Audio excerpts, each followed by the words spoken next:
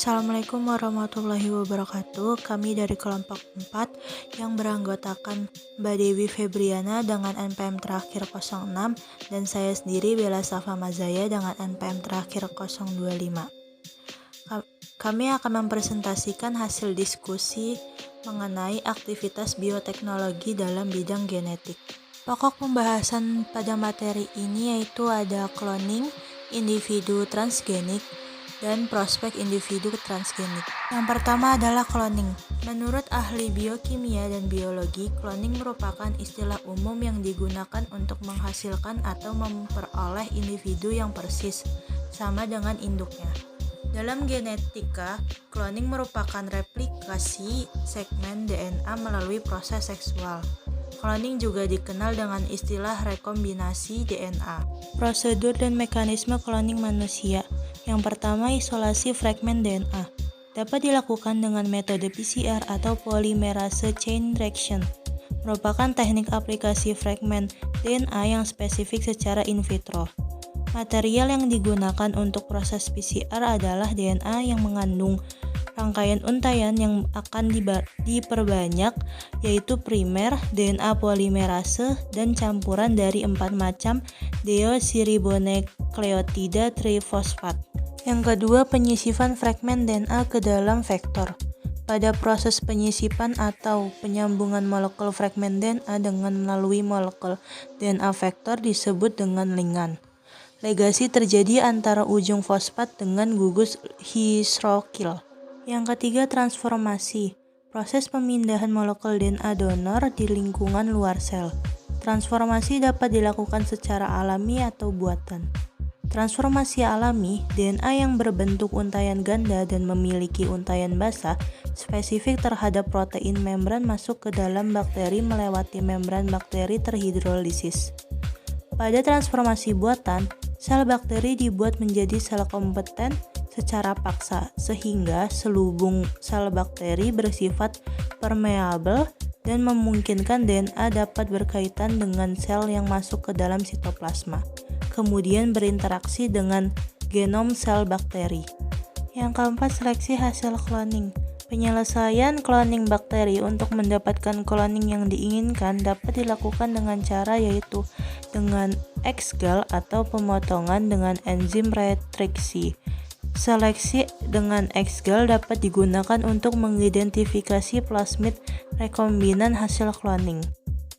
Dalam tataran aplikasi, rentetan proses cloning dapat dilakukan dengan mengikuti beberapa konkret berikut. Yang pertama, mempersiapkan sel stem yaitu sel awal yang akan tumbuh menjadi berbagai sel tubuh. Sel ini diambil dari makhluk hidup yang hendak dikloning. Yang kedua, sel stem diambil inti selnya yang mengandung informasi genik kemudian dipisah dari sel. Yang ketiga, mempersiapkan sel telur yaitu sebuah sel yang diambil dari makhluk hidup dewasa kemudian intinya dipisahkan. Yang keempat, inti sel dari sel stem diimplementasikan ke sel telur. Yang kelima, sel telur dipicu supaya terjadi pembelahan dan pertumbuhan setelah membelah menjadi embrio. Yang keenam, sel embrio yang telah membelah atau disebut blastosis mulai memisahkan diri dan siap diimplementasikan ke dalam rahim. Dan yang terakhir, embrio tumbuh dalam rahim menjadi janin dengan kode genetik persis sama dengan sel stem donor. Macam-macam cloning. Yang pertama, cloning embryonal. Cloning yang dilakukan untuk memperoleh kembar identik, meniru apa yang terjadi secara alamiah. Yang kedua, cloning DNA dewasa. Rekayasa genetik untuk memperoleh duplikat dari seorang individu yang sudah eksis. Dan yang terakhir, cloning terapeutik. Rekayasa genetik untuk memperoleh sel, jaringan atau organ dari suatu individu tertentu dengan tujuan pengobatan atau perbaikan kesehatan. Yang kedua ada individu transgenik.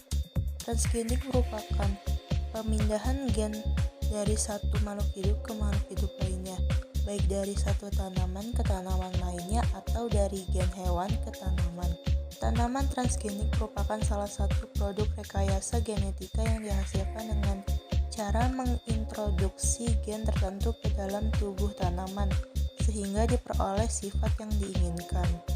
Jenis-jenis tanaman transgenik yang telah dikenal diantaranya ada tanaman tahan lama, toleransi herbisida, tahan antibiotik, tanaman dengan kualitas nutrisi lebih baik, serta dengan produktivitas lebih tinggi.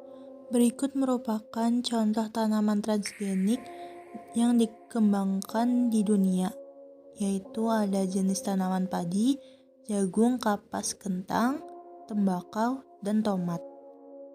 Dan yang terakhir ada prospek individu transgenik. Rekayasa genetika memegang peran penting dalam merubah susunan genetika makhluk hidup sesuai dengan keperluan manusia di masa ini. Tanaman transgenik merupakan aplikasi bioteknologi pada tanaman yang telah direkayasa bentuk maupun kualitas melalui penyisipan gen atau DNA binatang, bakteri, mikroba, atau virus sebagai tujuan tertentu. Tanaman tahan serangga hama dapat dirakit melalui teknologi rekayasa genetik dengan menggunakan gen yang berasal dari berbagai jenis organisme. Teknologi rekayasa genetik dan produknya yang berupa tanaman transgenik tahan serangga hama telah dimanfaatkan oleh petani dan para penelitian. Sekian presentasi dari kelompok 4, kurang lebihnya mohon maaf. Wassalamualaikum warahmatullahi wabarakatuh.